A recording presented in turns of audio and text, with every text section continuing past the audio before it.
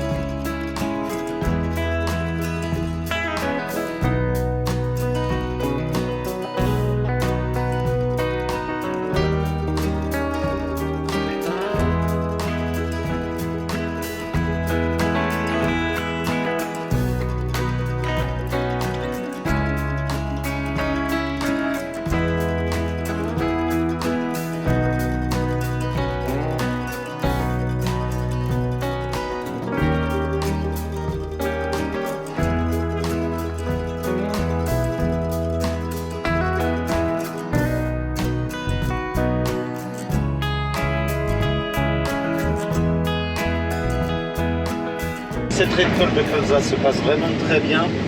Là on est toujours là on est à 23,5 hectares, on est toujours à 2,6 tonnes là, sur l'affichage. Donc je pense que ça dépasse les 3 tonnes. Donc c'est plutôt positif. Et pourtant on a certaines zones comme ici qui sont vraiment très mauvaises. Alors, on va essayer de zoomer un petit peu. Vous voyez, des zones où il y a de l'humidité. Bon, je les ai à peu près tous les ans, ces zones-là. Mais on a des zones où on dépasse largement les 40 et des zones où on ne fait pas de petits quintaux dans la même parcelle. Alors cette parcelle est très grande, mais c'est vraiment au niveau de nos sols ici, on a vraiment une très grande hétérogénéité. Et donc les zones humides, les zones avec beaucoup de cailloux, tout de suite décrochent, surtout une année comme celle-ci, où on a eu un automne, une fin d'automne, début d'hiver plutôt humide, par contre un printemps très sec. Donc là cette année on a les deux qui décrochent, les zones un petit peu humides où le colza a quand même végété et a un petit peu disparu, et les zones un petit peu plus séchantes où là c'est le printemps qui a fait des dégâts. Mais globalement bon, le résultat est très bon, hein, parce que voilà, si je fais plus de 30 de moyenne sur une parcelle comme celle-ci, moi je suis très content. C'est mon objectif. Donc voilà.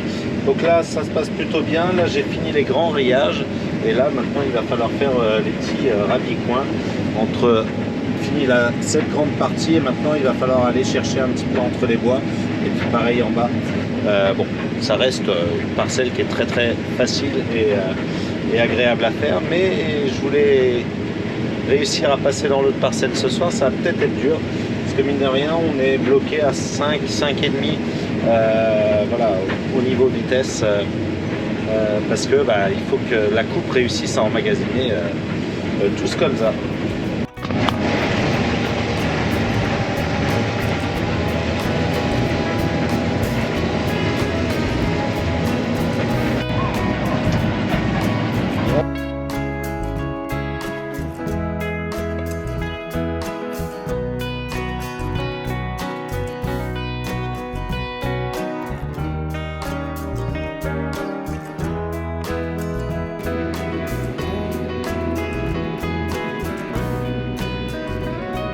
Ça avance bien, là je viens de finir un bout du champ, et qu'est-ce que j'ai trouvé dans ce bout de champ?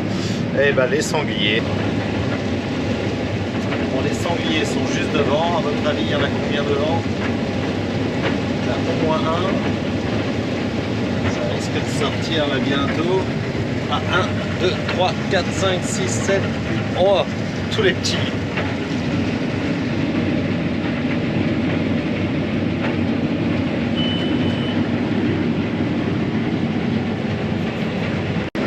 Bon, alors là il est 21 h et on a fait 34 hectares dans la parcelle, donc 10 hier soir et puis là 24 depuis ce matin. Donc l'objectif ça va être de la terminer, il reste 6 hectares, donc ça devrait largement le faire. Ça avance plutôt bien et là ça avale bien, donc je pense qu'il n'y aura pas de souci. Alors là on est dans une zone où il y a pas mal de trous, donc qui est un petit peu moins bonne. Et puis on avait quelques chaudrons aussi de sangliers. Bon, mais donc ça c'est la zone un petit peu derrière, on va revoir tout à l'heure. Et là par contre toute cette partie là est vraiment très belle, très bonne. Le colza est bien régulier, dense. En fait c'est un colza qui est quand même assez homogène cette année. Donc ça c'est vraiment agréable. Donc ce colza je l'avais fait au strip-till. Sauf les tours on avait retravaillé un petit peu. Parce que l'année d'avant je voyais que ça décrochait au niveau du blé. Et donc j'ai décidé de retravailler les tours parce que à force de passer dessus c'était un petit peu tassé. L'intérieur de la parcelle était vraiment bien, c'est pour ça qu'on l'a fait que au strip-till. Et deuxièmement il y avait aussi encore un petit peu de luzerne qui était présente, et donc je voulais pas l'abîmer, et donc c'est pour ça que le strip-till était intéressant comme outil. Hop, on a le GPS qui se décroche de temps en temps. Ça continue, on est toujours à 2,7 tonnes, entre 2,5 et 3 tonnes de moyenne. Donc ça c'est à l'affichage, donc ça doit être au moins 3 tonnes, j'espère un petit peu plus, on verra tout à la fin. Bon, alors là il est 9h30, on n'a plus de vent, il y a le soleil qui se couche, et on voit rien du tout devant, puisque la poussière stagne, il y a le soleil rasant dessus. Et heureusement qu'on a le GPS, c'est très dur dans ce sens là, dans l'autre sens ça va un petit peu mieux. Alors là je suis un peu abrité des bois, il me reste 4 tours à faire et après on va aller un petit peu plus loin, ça devrait aller un petit peu mieux. Et là vous voyez, là on voit un peu mieux, parce que là le soleil est caché par le bois. C'est l'heure un petit peu compliquée, un petit peu embêtante, mais bon, ça va le faire. Bon, là on est dans une zone où vraiment le colza extra, on le voit, il est bien dense, il est vraiment bon. Et là on monte à 39, 35, à des 40 sans problème. Il y a vraiment cette hétérogénéité des sols qui est très très importante ici dans mes parcelles, et qui font que pour pouvoir faire une moyenne à 30, il faut faire des bouts à 40, et parce qu'on sait aussi qu'on a des zones à seulement 10 quintaux. Sur des terres qui sont beaucoup plus homogènes, on ressent moins cette partie-là. Nous, on ressent vraiment une grande volatilité dans les rendements partout dans la parcelle. Bon, alors à quoi ça va servir ce colza? Alors déjà, qu'est-ce que c'est que du colza? Le colza, c'est les petites fleurs jaunes que vous voyez au printemps. Là, ça nous fait des graines noires, vous les voyez ici. Et ça va servir essentiellement à faire de l'huile, parce que c'est un oléagineux. Alors à quoi va servir le colza? Vous allez retrouver dans votre huile de table pour faire vos assaisonnements, pour faire votre cuisine. Mais vous allez aussi le retrouver dans tout ce qui est huile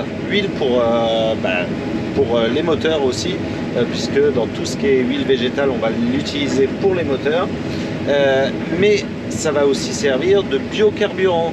Donc là, il y en a 7% dans les diesels, je crois, en ce moment. Donc le colza, en fait, vous l'utilisez très souvent. Et puis, cette année, on en a beaucoup entendu parler, puisque il n'y avait plus une seule bouteille d'huile dans les rayons suite à l'Ukraine. Donc l'objectif, ça va être aussi de remplir les rayons d'huile de colza. Voilà, allez. Bon, ça y est, la parcelle se termine. Il nous reste 3 hectares à faire et on est à 2,7 tonnes. Donc c'est plutôt bien, ça fait une bonne moyenne. On a gardé la moyenne tout du long, donc pas eu de gros pépins qui ont fait baisser la moyenne. La parcelle était plutôt régulière, même si bien évidemment il y a une hétérogénéité dans la parcelle. Donc là, on va sauter dans la parcelle suivante qui fait une dizaine d'hectares. Je pense que j'aurai du mal à la finir ce soir parce qu'il ne va pas me rester assez de bêtes, on va voir. Mais je pense que j'en ai au moins jusqu'à 1h ou 2h du matin, on verra, pour essayer d'en faire un maximum ce soir, puisque demain on repart chez un autre collègue. C'est notre principe en Cuma, c'est qu'on va changer la première semaine tous les jours, faire un tour dans le colza chez tout le monde, un tour dans le B chez tout le monde, pour pouvoir servir toutes les personnes de la Cuma. Et après, une fois qu'on a servi tout le monde, on essaiera d'optimiser un petit peu pour réussir à faire en sorte de faire le moins de déplacements possible. En attendant, sur cette première semaine, tous les matins, on va se déplacer et on va faire en sorte de terminer les chantiers. Exceptionnellement, moi j'ai une journée complète, plus hier, la machine est arrivée à 9h parce qu'on avait fini les colzas chez un collègue. Voilà. Allez, il faut que je continue et je vous laisse sur ce beau petit coucher de soleil. Alors là, on commence à avoir un petit peu moins de poussière, c'est agréable. Donc voilà. Moi je vais continuer et puis dès qu'on est dans l'autre parcelle, je vous refais un petit point. Si elle est aussi bonne que celle-là, mieux ou moins bien. Bon, donc finalement il est un peu plus de minuit 30. Là je suis dans la deuxième parcelle. J'ai fait 4 hectares pour l'instant sur une douzaine, 12 hectares sur cette parcelle. Concrètement, elle est décevante. Ce qui est étonnant, c'est que c'était la parcelle quasiment qui était la plus belle en sortie d'hiver. Et elle fait 4 à 5 quintaux de moins que la parcelle en striptile. Là, c'était une parcelle qui avait été travaillée avec semis au monograine. Donc, je pensais qu'elle allait être la meilleure de la ferme. Et finalement, c'est pas du tout le cas. Celle au striptile est 5 quintaux, 4 à 5 quintaux, je pense, meilleure. On va voir à la fin. Et il y avait une autre parcelle, pour l'instant, on n'y a pas encore été, qui j'ai failli retourner parce qu'elle n'était pas très belle. Et finalement, là, c'est celle qui paraît la plus belle. Donc, il faudra regarder. C'est vraiment bizarre le colza, on ne comprend pas tout. Là, par exemple, c'était une parcelle qui était vraiment magnifique, sortie hiver. Et là, oui, je sais pas, la variété. On a le tour qui était super. Et dès qu'on a changé de variété, on avait quand même une baisse de rendement. Donc peut-être que c'était ça, je sais pas. Enfin. Bon voilà pour cette vidéo sur le colza, j'espère qu'elle vous a plu. Moi je vous dis à samedi prochain pour une autre vidéo. Dans quelques jours on devrait attaquer les blés, donc je pense que on aura une vidéo sur les blés. Je voulais aussi vous faire une vidéo sur l'entretien de la batteuse. Donc il va falloir qu'on regarde un petit peu tout ça. Je ne sais pas laquelle sortira la semaine prochaine, mais abonnez-vous si vous n'êtes pas encore abonné, si ce type de vidéo vous plaît. Et puis moi je vous dis à samedi prochain pour une nouvelle vidéo. Allez, à bientôt.